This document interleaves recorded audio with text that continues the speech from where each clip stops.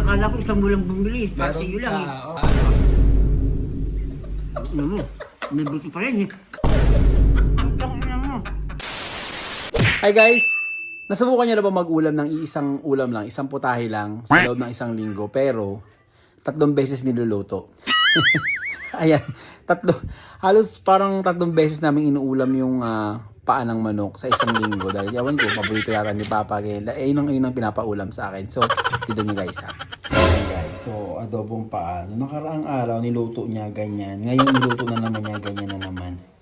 Ulit-ulit na lang yung ulam namin.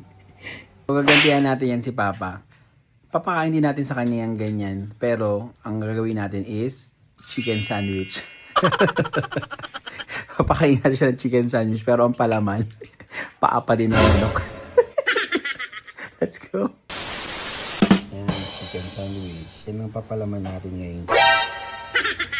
Oh guys, punong-puno na ng cheese yan ha. Hindi nahalata yan na may chicken dyan sa loob. Pero chicken feet. Hi guys! So, magbablog ako ngayon na yung kakainin ko dahil nga si Papa hindi ako nilulutuan ng pagkain. Pare-parehas yung niluluto ng pagkain. Ayan siya. Ayan. 3 beses. 3 beses nagluluto ng pagkain. Pare-parehas yung niluluto mo. Totoo naman. Gawang pagkain, paa, manok. Oh, kaya nga. Okay lang. Isang beses. Okay na yun. Iba naman Purgang-purga lang magkakaroon na ako ng paa. May kinakain 3 beses ang araw. Tangina ko wala. 3 beses sa paa. Oo. Sa isang linggo. Paano may kinakain So, sa 9 times yun. 9 times. So, ayan guys. Magbablog na lang ako dahil nga bumili ako ng chicken sandwich. Para at least, ayun yung kakainin ko. Siyempre meron ka din ba? Ang tangina niya, akala ko isang bulang bumili. Para sa iyo lang eh. Tingin mo hindi ka bibilihan. Siyempre, dapat bibilihan ka. Dapat hindi ka bibilihan, magagalit ka na Sino naman. magkakayahan doon sa delivery? Magagalit ka, tangina nito. Galit na po agad siya. Huwag ka lang magalit. Dahil nga, kakain na tayo. Ayan. So, bumili ako ng 2 chicken sandwich, guys. So, kaya, teka lang. I'm excited na. Ayan, chicken sandwich. At sino mauna? Ako o ikaw? Yung pala ka, sa kakain ako. Gutom na gutom. Kasi sawa ka na sa mga sa niluluto mo. Puro na lang yung niluluto mo. Sarap, di ba? Sarap. Ano mo? May buto pa rin eh. Chicken sandwich, may buto? Chicken sandwich, may buto? Ano?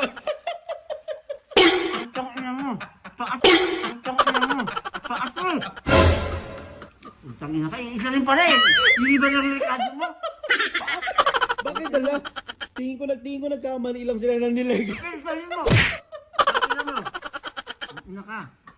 Paarin? Iba ng timpla? Malambot. Lambot. Hayop ka. So guys, Kantado. kasi buro-buro na ako sa chicken sandwich. Buro-buro na ako sa paa. Ayan, chicken sandwich. Chicken pit to eh. Chicken fish sandwich. Hayop ka, bagong style to. Putang ina ka. Masarap. Masarap. Iniba ko lang yung iniba ko lang yung style pero bakit? Chicken pa rin naman yan. Wow. Chicken pa rin naman Yan nga. Pero chicken pit. Nagas. Hayop ka. Sarap ng chicken feet. Pakainin mo pa ako ng chicken feet lagi May isang tangina mo gagawa rin ako. Tangina mo.